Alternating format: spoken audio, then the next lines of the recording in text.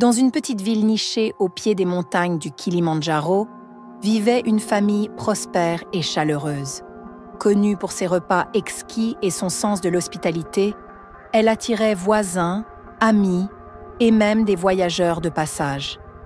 Mais depuis quelques mois, un étrange phénomène inquiétait tout le monde. Les plats, autrefois si délicieux, étaient devenus fades et sans saveur, peu importe les efforts déployés. Fatima, la mère de famille, avait tout essayé. Acheter des épices fraîches au marché, changer les marmites, engager de nouvelles cuisinières. Pourtant, rien ne changeait.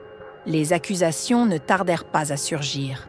Chaque ménagère fut tour à tour blâmée, renvoyée et remplacée. Mais les plats restaient toujours aussi insipides.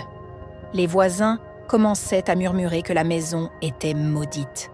Un jour, Fatima décida d'inviter sa sœur aînée, Choura, une femme sage et respectée, connue pour ses connaissances des forces invisibles et des mystères qui hantent les terres d'Afrique de l'Est. Choura arriva un après-midi, drapée dans un châle rouge orné de motifs anciens. Dès qu'elle mit le pied dans la maison, son regard se posa sur un tapis vieilli, posé dans un coin du salon. C'était un tapis que la famille avait récupéré d'un ancien propriétaire, un souvenir qu'ils avaient regardé sans vraiment y prêter attention. « Ce tapis, d'où vient-il » demanda Choura avec un ton grave. Fatima haussa les épaules. « Il était déjà là quand nous avons emménagé. » Choura s'agenouilla, frôla le tapis de ses doigts, puis fit signe qu'on le soulève. Le père de famille, Ahmed, et ses fils s'exécutèrent, soulevant délicatement le tapis.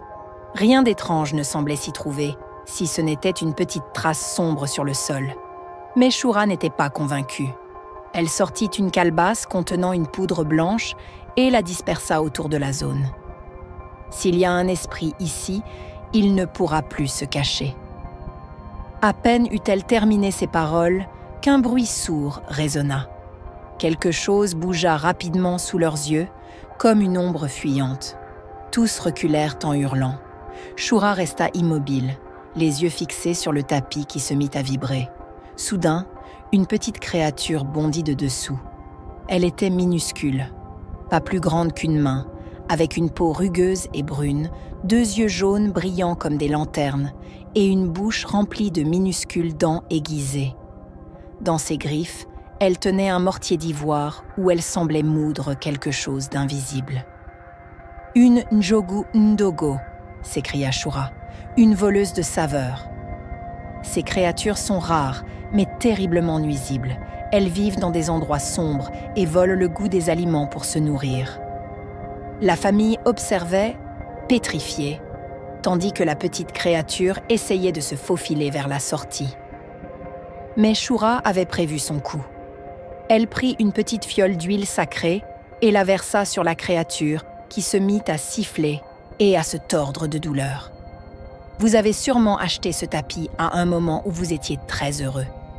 La créature s'y est liée pour aspirer votre bonheur en volant ce que vous chérissez le plus, vos repas. La créature se transforma en une fumée noire qui disparut dans les airs.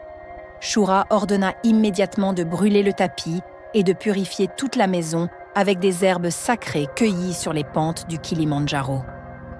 Quelques jours plus tard, les saveurs des plats revinrent et la maison retrouva sa joie de vivre. Fatima, désormais plus prudente, jura de ne plus jamais garder d'objets dont elle ignorait l'histoire. L'histoire de la Njogu Ndogo fut racontée dans tout le village. Les anciens la transformèrent en leçon pour les enfants. N'ignorez jamais ce qui est caché sous vos pieds, car même les choses les plus petites peuvent bouleverser une vie entière.